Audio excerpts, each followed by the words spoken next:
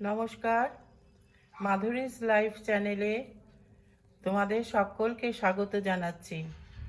আজ আমি শ্রীম অর্থাৎ মহেন্দ্রনাথ গুপ্ত বা মাস্টারমশাই রচিত রামকৃষ্ণ কথামৃত গ্রন্থ থেকে পাঠ করব। শ্রীম যদি এই বইটি রচনা না করতেন তাহলে আমরা রামকৃষ্ণদেবের লীলা প্রসঙ্গে কিছুই জানতে পারতাম না। তাই প্রথমেই আমি তাকে প্রণাম জানাচ্ছি।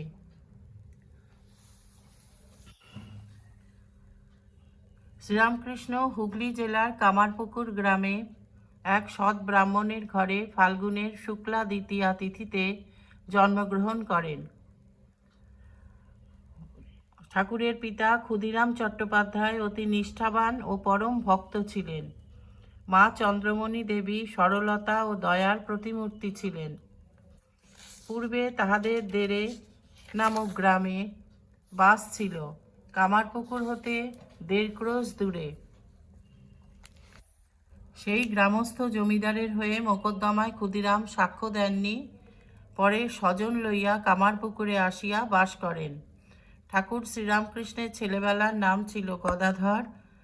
পাঠশালে সামান্য লেখাপড়া শিখিবার পর বাড়িতে থাকিয়া রঘুবীরের বিগ্রহ সেবা করিতেন। নিজে ফুল তুলিয়া আনিয়া নিত্য পূজা করিতেন। পাঠশালায় শুভঙ্করী বাধা, শুভঙ্করী ধাঁধা লাগত। নিজে গান গাহিতে পারিতেন, অতিশয় সুকণ্ঠ। যাত্রা শুনিয়া প্রায় অধিকাংশ গান গাহিয়া দিতে পারিতেন। বাল্যকালাবধি সদানন্দ। পাড়ায় আবাল বৃদ্ধ বনিতা সকলেই তাকে ভালোবাসিতেন। বাড়ির পাশে লাহাদের বাড়ি, সেখানে অতিথিশালা, সর্বদা সাধুদের যাতায়াত ছিল।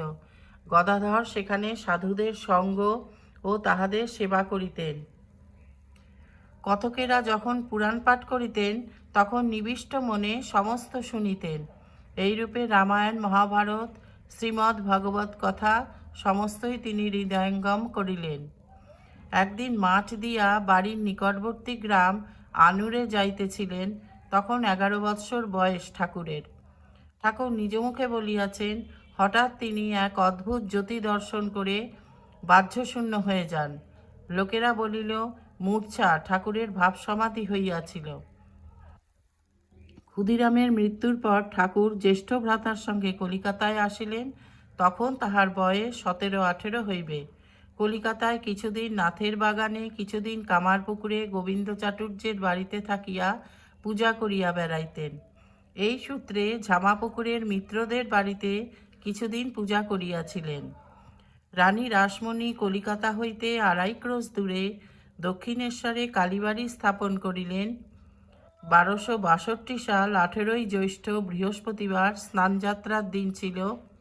ঠাকুর শ্রীরামকৃষ্ণের জ্যেষ্ঠ ভ্রাতা পণ্ডিত রামকুমার কালীবাড়িতে প্রথম পূজারী নিযুক্ত হইলেন। ঠাকুরও মাঝে মাঝে কলিকাতা হইতে আসিতেন ও কিছুদিন পরে নিজে পূজা কার্যে নিযুক্ত হইলেন। তখন তাহার বয়স 21 কি 22 হইবে।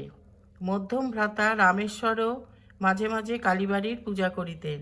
তাহার 2 পুত্র শ্রীযুক্ত রামলাল ও শ্রীযুক্ত শিবরাম এবং এক কন্যা শ্রীমতী লক্ষ্মী দেবী। কয়েকদিন পূজা করিতে করিতে শ্রীরামকৃষ্ণের মনের অবস্থা আর এক রকম হইয়া পড়িল।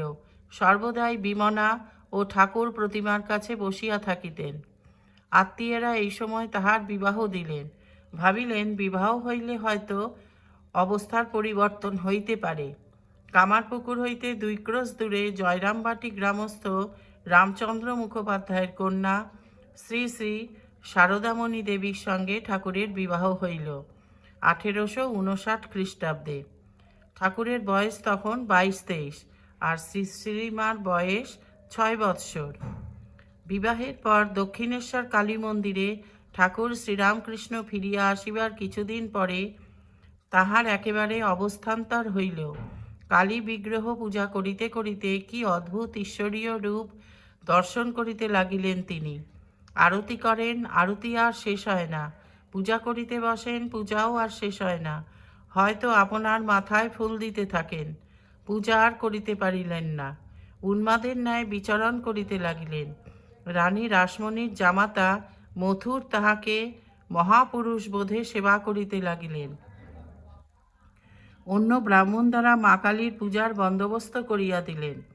ঠাকুরের ভাগিনেয় শ্রীযুক্ত হৃদয় মুখোপাধ্যায়ের ওপর মথুরবাবু এই পূজার এবং ঠাকুর শ্রীরামকৃষ্ণের সেবার ভার দিলেন। ঠাকুর আর পূজাও করিলেন না, সংসারও করিলেন না, বিবাহ নামমাত্র হইয়াছিল। নিষেদিন মা মা করিয়া যাইতেন, কখনো জড়বৎ কাষ্ঠপুত্তলিকার ন্যায়, কখনো উন্মাদবৎ বিচরণ করিতেন, কখনো বালকের ন্যায়, কখনো কামিনী কাঞ্চনাসক্ত বিষয়ীদের দেখিয়া লুকাইয়া পড়িতেন। ঈশ্বরীয় লোক ও ঈশ্বরের কথা বই আর কিছুই ভালোবাসিতেন না। সর্বদাই তিনি মা মা করিয়া ডাকিতেন।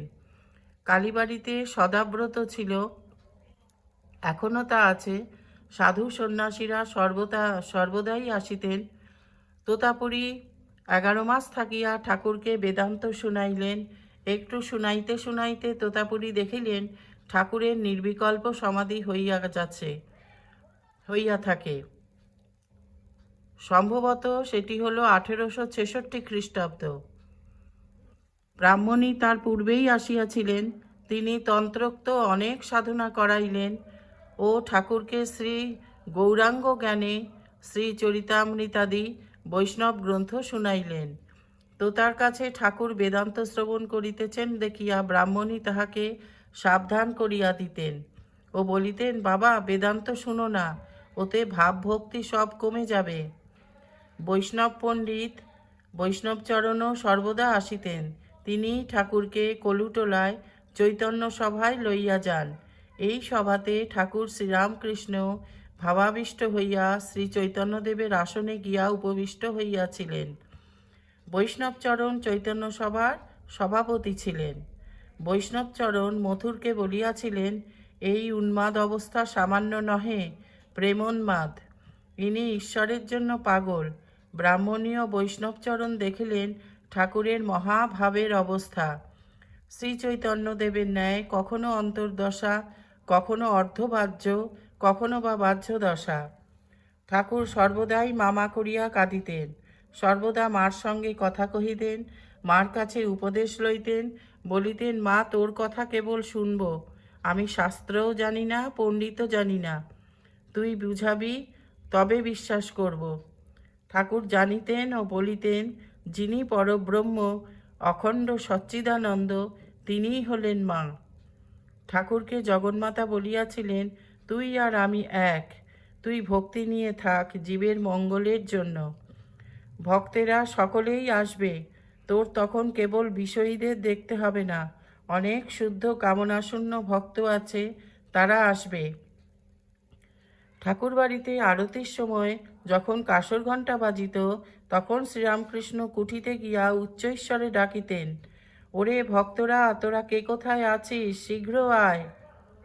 মাতা চন্দ্রমণি দেবীকে ঠাকুর জগজ্জননীর রূপান্তর জ্ঞান করিতেন ও সেইভাবে পূজা করিতেন। জ্যেষ্ঠ ভ্রাতা রামকুমারের স্বর্গলাভের পর মাতা পুত্র শোকে কাতর হইয়াছিলেন। 3-4 বৎসরের মধ্যে তাহাকে কালীবাড়িতে আনাইয়া নিজের কাছে ঠাকুর রাখিয়া দিয়াছিলেন ও প্রত্যহ দর্শন করিতেন, পদধূলি গ্রহণ করিতেন ও মা, তুমি কেমন আছো জিজ্ঞাসা করিতেন। ঠাকুর 2 বার তীর্থে গমন করেন। প্রথমবার মাকে সঙ্গে করিয়া লইয়া যান, সঙ্গে শ্রীযুক্ত রামচাটুর্যে ও মথুরবাবুর কয়েকটি পুত্র। তখন সবে কাশীর রেল খুলিয়াছে, তাহার অবস্থান্তরের 5-6 বৎসরের মধ্যে। তখন অহর্নিশ প্রায় সমাধিস্থ ভাবে বিভোর হইয়া থাকিতেন।